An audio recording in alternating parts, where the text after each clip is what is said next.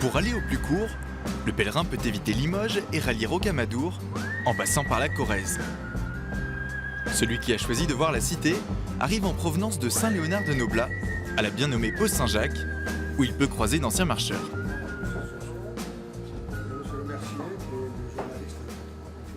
Dans Limoges, c'est assez compliqué.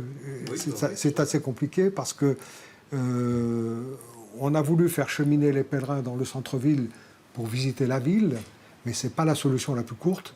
Autour de Limoges, il y a une voie qui passe par Solignac et qui rejoint Aix-sur-Vienne, si vous voulez. Mais autrefois, les gens passaient par Solignac parce qu'il y avait l'abbaye de Solignac. Le pèlerin, il fait comme il veut. Dans ce café, l'association des Amis de Saint-Jacques tient une permanence. Les pèlerins en devenir viennent y glaner des conseils avant de se lancer sur les chemins. Ce jour-là, il n'y avait pas de prétendants, mais l'attrait est palpable. Le nombre de pèlerins augmente de façon considérable. Ça augmente de 10-15% chaque année. Saint-Jacques-de-Compostelle, chaque année, il arrive plus de 300 000 pèlerins. L'année dernière, c'était 320 000. Maintenant, est-ce que ce sont des motivations spirituelles ou des motivations touristiques, sportives? Là, c'est très variable parce que je vous dis, il y a de tout. Il y a de tout.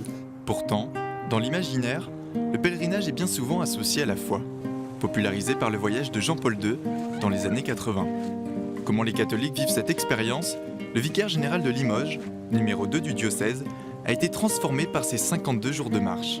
Ça a changé ma vie carrément, oui, ça. Et je dirais, il y a l'avant Saint-Jacques et il y a l'après Saint-Jacques. L'avant Saint-Jacques avec peut-être un prêtre un peu introverti, un prêtre qui... Et puis l'après Saint-Jacques avec ce besoin et ce désir de partager les choses essentielles.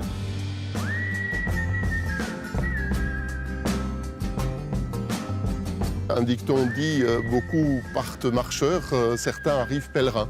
Je crois que pendant le chemin, il se vit quand même des rencontres et il y a aussi peut-être la rencontre avec l'au-delà.